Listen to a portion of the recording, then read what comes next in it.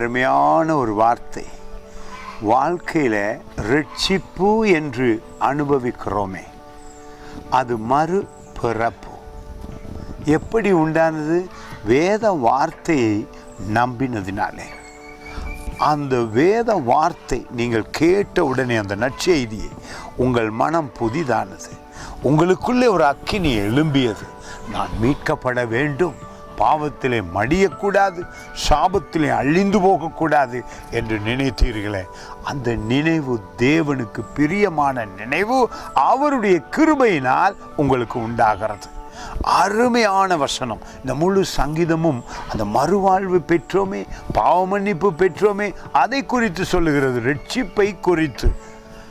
4வது வசனம், சங்கீதம் 103 4வது வசனம் அருமையாக இருக்கிறது.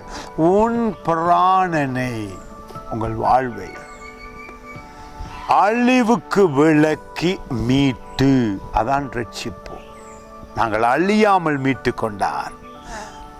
உன்னை கிருபையினாலும் இரக்கங்களினாலும் முடி சூட்டி.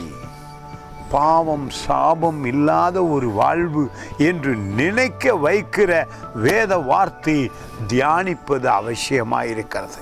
மனம் உடைந்து சோர்ந்து போய், இன்னும் சாபம் என் வீட்டிலே இருக்கிறது, இன்னும் பாவம் எனக்குள்ளே இருக்கிறது, என்ன செய்வேன் என்று பதறுகிறீர்களா? தேவன் சொல்லுகிறார், உங்களை மீட்டிருக்கிறேன்.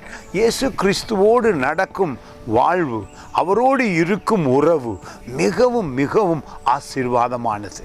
இந்த நாளிலே உங்கள் உடலில் மாற்றம் உண்டாகும், மனதிலே மாற்றம் உண்டாகும். உங்கள் ரட்சிப்பை கனப்படுத்துங்கள். உங்கள் ரட்சிப்பு தேவனால் உண்டானது, அது உங்களுக்குள் இருக்கிறது. உங்கள் பாவ சுபாவம் கூட மாறி புது வாழ்வு வந்தது. God bless you.